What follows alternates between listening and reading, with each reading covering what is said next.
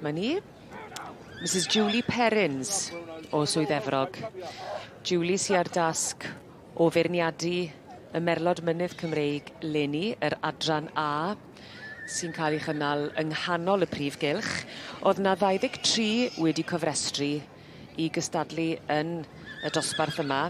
19 wedi troi lan sydd yn nifer calonogol iawn, Wen. Ie, mae hwnna'n nifer da iawn i Ebolion Blwydd. Gyda'r Ebolion Blwydd fel arfer ti'n gweld llai yn y nifer i gymaru ar Ebolesu. Ar y brig ar hyn o bryd mae gyda ni Menai the Rebel, cael ei arddangos gan Shane Rogers ar ran brydfa Menai. Yn yr ail safle wedyn mae gyda ni Ryan Wilson, Friars Exclusive, ac wedyn yn y trydydd safle Samantha Redding, Glebedale Silver Coin. Felly dyna'r tri sydd ar y brig ar hyn o bryd. Felly Menai the Rebel, y tad Friars Rebel a'r fam Menai Seren Goch. Felly'r ddau cyntaf yma o linach Friars a Friarly. Dwy chwar, Ann Jones a Sian Morris. I ni'n gweld y stiwardiad a'r hosglymau yn cael rhyw fath o drefen. Yep. A ma ni, mae'n swyddogol. Menai the Rebel yn cipio yr hosglwm, y garden a'r wobr gynta gyda'r Ebolion Blwydd O'd ar adran A. Shane Rogers yn arddangos ar ran brydfa Menai. Yn ail wedyn, Friars Exclusive, eiddo i Ryan Wilson, wedi cael ei magu gan Sian Morris o brydfa Friars. Y tad Friars for You a'r fam Friars Carawen. Drydydd wedyn, Samantha Redding, Glebedale Silver Coin.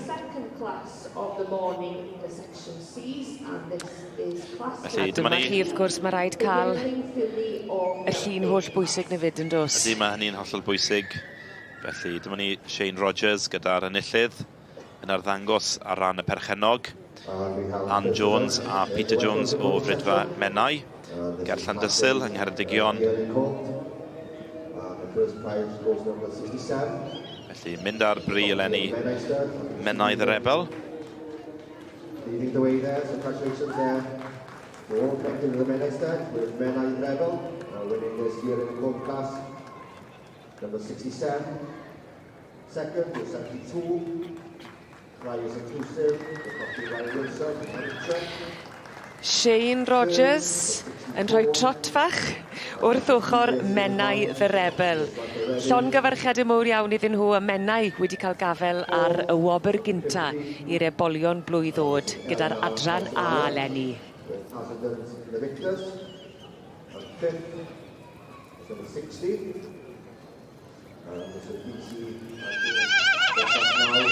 Well, llongyfarchiadau, very many congratulations. The horse is certainly pleased with herself. How are you feeling, Shane? Oh, it's great. It's the first time I've won in the A's.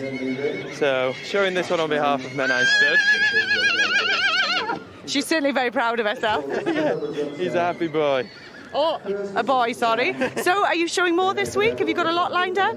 I've got a yearling filly in the next class.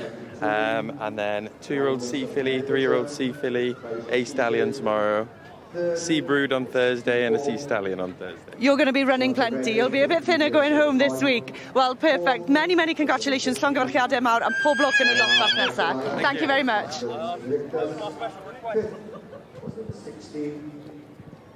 This is the Joyner family, the Joy's time tire.